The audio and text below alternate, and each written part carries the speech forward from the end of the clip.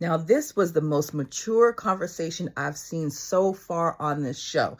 The firefighter expressed that so far she hasn't seen signs that Naeem is a good communicator. He seems like the type to let things fester for a long time until he just explodes and then has to express that. He was offended by that, and because he was offended, rather than pleading his case and explaining to her that's not true, in these scenarios or in the past, when I've had an issue, this is how I handled it. Instead of him doing that, he came for her job.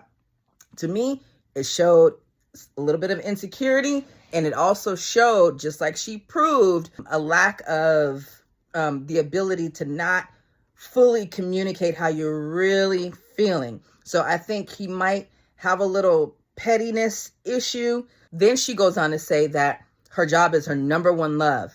That is her passion. And there's absolutely nothing wrong with that. But I think if you're on a show trying to get to know somebody and to make love one of your main priorities, that might be something that you want to keep at bay. And you might want to withhold, not necessarily withhold how much you love your job, but to say that it's number one, I think to a man, that's going to be a red flag, So he took that into consideration as well.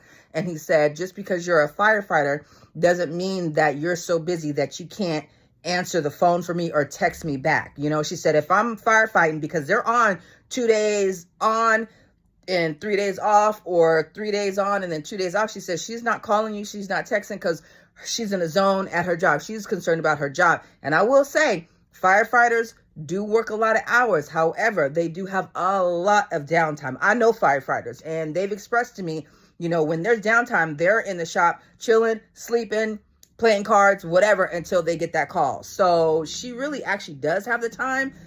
So for her to say that kind of, was a red flag for me, which I'm sure it was for him as well. But for him to downplay her job and say, hey, your job is no more important than a person who answers the phone, because whatever job you're at, it's important to that company or to that business. And I do agree with that. But in the grand scheme of things, somebody that saves lives is way more important than somebody that's answering a phone at a call center. But overall, they both came to the conclusion that they're not for each other. They realized this head on. They didn't have an argument about it. They expressed how they felt about each other in their scenarios, and now they're moving on. And I think they did an excellent job of communicating their wants, their needs, and what they're not willing to change for the other person.